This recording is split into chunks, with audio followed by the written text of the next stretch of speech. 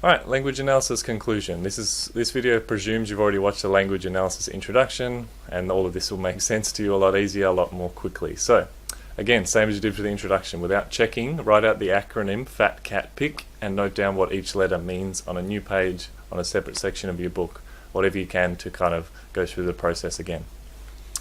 So, now think of what parts of this acronym are still necessary in your conclusion and cross them off, as we've got them listed down the side there.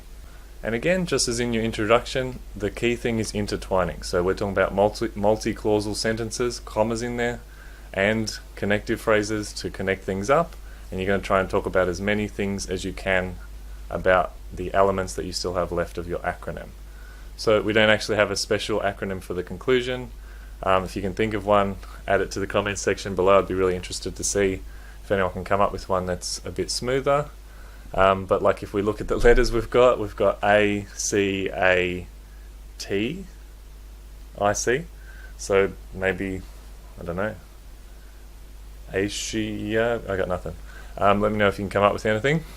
So do we need to say the form? Not really, you can if you want, but it's just sort of not necessary. You'll obviously need to restate the author. Do we need to say the title again? No, we don't. The contention, definitely. The arguments, 100%. Tone, absolutely. I don't know why that's a lowercase y, but you do. Publication, not necessary.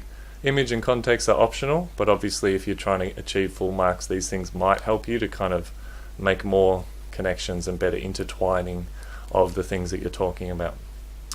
So here's my rather relatively lame example.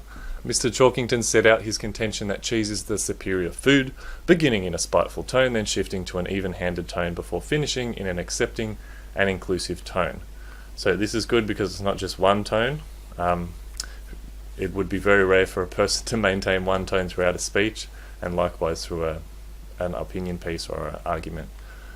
So you kind of want to have at least 3, if not more, shifts that they make throughout the piece and how they kind of vary their tone. Then we've got our arguments. So firstly, he contended that healthy foods are inferior, supported by anecdotes, statistics, and inclusive language. That's not, I didn't actually write this essay, obviously, the whole thing that is. So I would just replicate the same sentence that I used in the introduction and the body paragraph as my topic sentences. So secondly, he progressed to the benefits of cheese with appeals to fear, exaggeration, and colourful language. Lastly, he concluded that cheese should be a part of everyone's daily diet with a series of cliches, some praise, and inclusive language. So that's arguments closed off. Again, you can see I'm not really linking these up especially well, but these are the core elements being covered. He supported this with the image of a mouse atop some cheese, which neatly fits into the fact that many cheeses were being recalled due to contamination when prior to the publication of this article. So apart from the word when that shouldn't be in there, it would read as this image fits with the fact that many cheeses were being recalled due to contamination prior to the publication of this article. So this last sentence connects the image with the context, which is nice. The arguments haven't been combined except for the argument and the techniques. And our introduction is focused entirely on tone. So this covers all of the elements. What I would like you to do, preferably you would have your own conclusion and you would rewrite it using these factors, or you would write your own.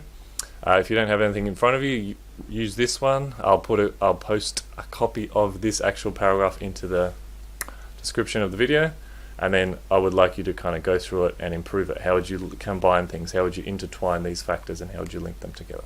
And that's the conclusion of the video on conclusions. How meta. Good luck.